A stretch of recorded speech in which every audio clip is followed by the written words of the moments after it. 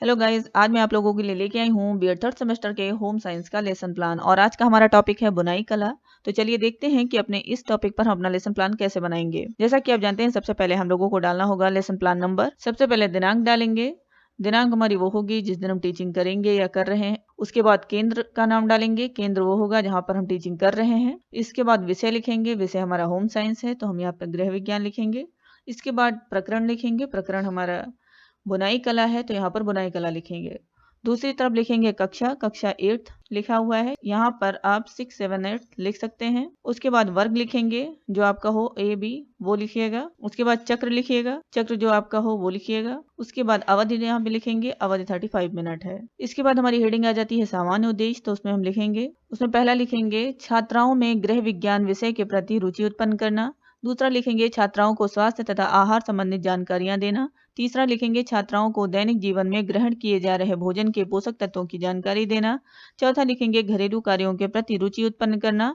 और पांचवा लिखेंगे छात्राओं को सिलाई, कढ़ाई तथा बुनाई कला के विषय में जानकारियां प्रदान करना। नेक्स्ट हेडिंग हमारी आएगी विशिष्ट उद्देश्य। उसमें हमारी सब हेडिंग है संज्ञानात्मक उद्देश्य। उसमें पहली हेडिंग है ज्ञान। ज्ञान में हम पहला पॉइंट लिखेंगे। पहला पॉइंट है छात्राओं को बुनाई कला का अर्थ बता सकेंगी। दूसरा, छात्राएं बुनाई कला का प्रत्यास्मरण कर सकेंगी। नेक्स्ट हेडिंग है बोध। बोध में पहला पॉइंट लिखेंगे छात्राएं बुनाई कला के विषय को समझ सकेंगी तथा उसका विश्लेषण कर सकेंगी। दूसरा लिखेंगे छात्राएं बुनाई कला की व्याख्या कर सकेंगी। नेक्स्ट हेडिंग है अनुप्रयोग। अनुप्रयोग में हम लिखेंगे छात्राओं को बुनाई कला का ज्ञान हो सकेगा तथा वे उसका प्रयोग कर सकेंगी।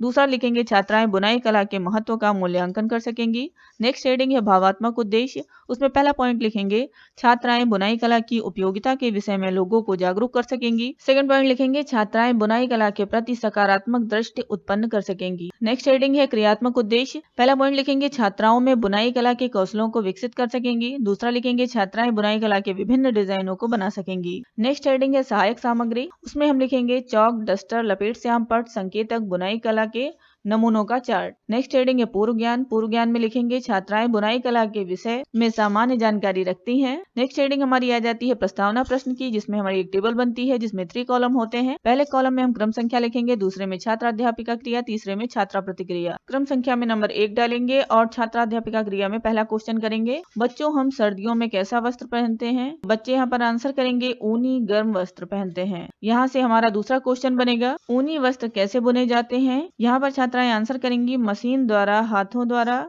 बुनाई की जाती है। यहाँ से हमारा तीसरा क्वेश्चन बनेगा बुनाई कला के बारे में आप क्या जानते हैं। तो यहाँ पर बच्चे आंसर नहीं कर पाएंगे और ये हमारा बन जाएगा समस्यात्मक प्रश्न। नेक्स्ट हेडिंग हमारी आएगी उद्देश्य कथन। उद्देश्य कथन में हम लिखेंगे बच्चों आज हम लोग बुनाई कला के विषय में अध्ययन करेंगे। नेक्स्ट हेडिंग है हमारी प्रस्तुतिकरण। प्रस्तुतिकरण में हमें एक टेबल बनानी है जिसमें 6 कॉलम होंगे। अगर जो आप फाइल बनाते हैं तो उसमें आमने सामने पंच पर ये टेबल तैयार होगी, जिसमें तो हम अपना पहला शिक्षण बिंदु देखेंगे कैसे बनाएंगे। पहले कॉलम में लिखेंगे क्रम संख्या, ये हमारा पहला शिक्षण बिंदु है तो यहाँ पर डालेंगे नंबर 1। दूसरे कॉलम में शिक्षण बिंदु लिखेंगे, शिक्षण बिंदु में लिखेंगे बुनाई कला का परिचय।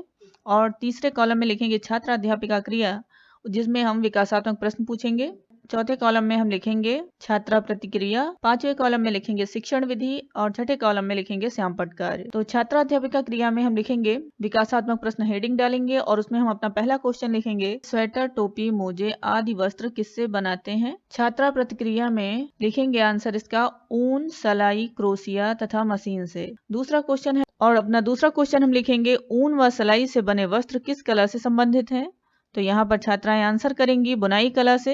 इसके बाद हेडिंग हमारी है छात्रा अध्यापिका कथन। इसमें हमें लिखना है एक कुशल गृहिणी के लिए जहाँ गृह प्रबंध, पाक कला, सिलाई कला में निपुण होना आवश्यक है, वहीं उसे बुनाई कला में निपुण होना आवश्यक है। बुनाई कला ऊनी वस्त्र मशीन तथा हाथों द्वारा बुने जाते हैं। बुनाई कला का अर्थ कलात्मक ढंग से ऊन के फंदे बनाकर सलाइयों के माध्यम से डिजाइनदार वस्त्र तैयार करना ही बुनाई कला है। बुनाई में 2 प्रकार के फंदे होते हैं, सीधे और उल्टे। तो यहाँ पर हमारा छात्राध्यापिका कथन समाप्त होता है। छात्राध्यापिका कथन के सामने हम लिखेंगे छात्राएं ध्यान पूर्वक सुनेंगी।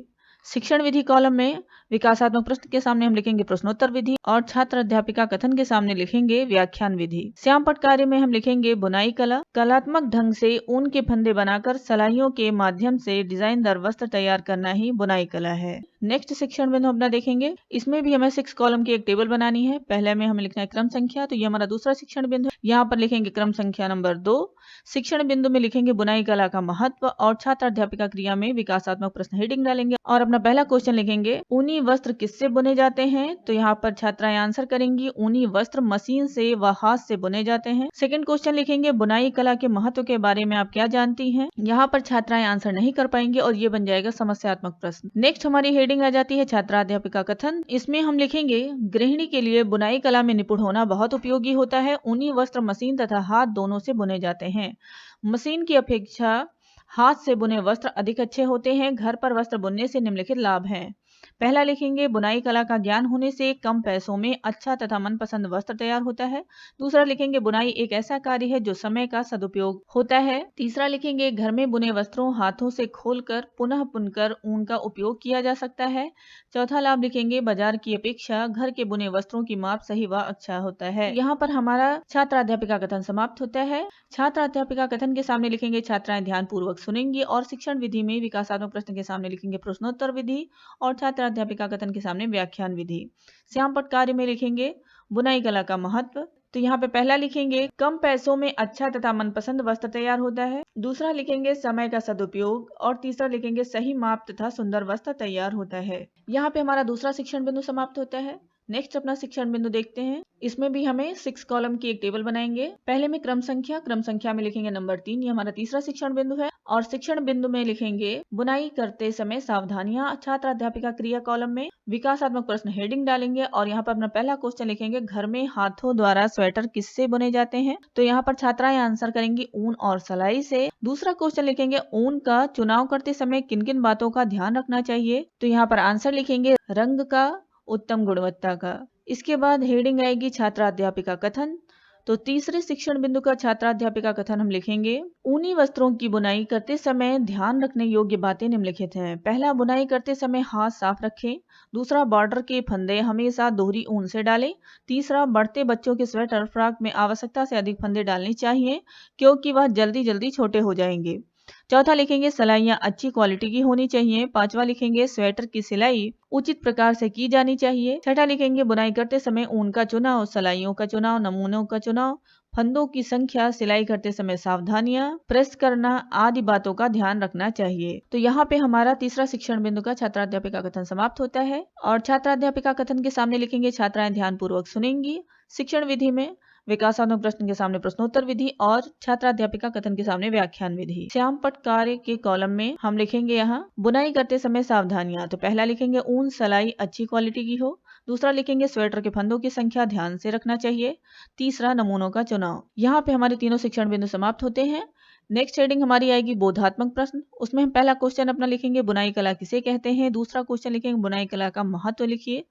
तीसरा क्वेश्चन लिखेंगे बुनाई करते समय क्या क्या सावधानियां रखनी चाहिए। नेक्स्ट हमारे आ जाता है श्यामपट्ट कार्य। श्यामपट्ट कार्य में आप जानते हैं यहाँ पर ब्लैक पेपर हमें कट करके पेस्ट करना है और यहाँ पे डेट डालनी है, सब्जेक्ट लिखना है और टॉपिक का नाम डालना है। दूसरी साइड कक्षा, वर्ग, चक्र, अवधि लिखनी है और यहाँ पे हमें बोध प्रश्न के अपने आंसर लिखने होते हैं। तो पहला क्वेश्चन हमारा था बुनाई कला किसे कहते हैं। तो यहाँ पर आंसर लिखेंगे कलात्मक ढंग से ऊन के फंदे बनाकर सलाइयों के माध्यम से डिजाइनदार वस्त्र तैयार करना बुनाई कला है। सेकंड क्वेश्चन हमारा था बुनाई कला का महत्व लिखिए। तो यहाँ पर हम अपना आंसर लिखेंगे। आंसर नंबर 2, पहला, कम पैसों में अच्छा व मनपसंद वस्त्र तैयार होता है। दूसरा, समय का सदुपयोग हो जाता है। तीसरा, धन की बचत होती है।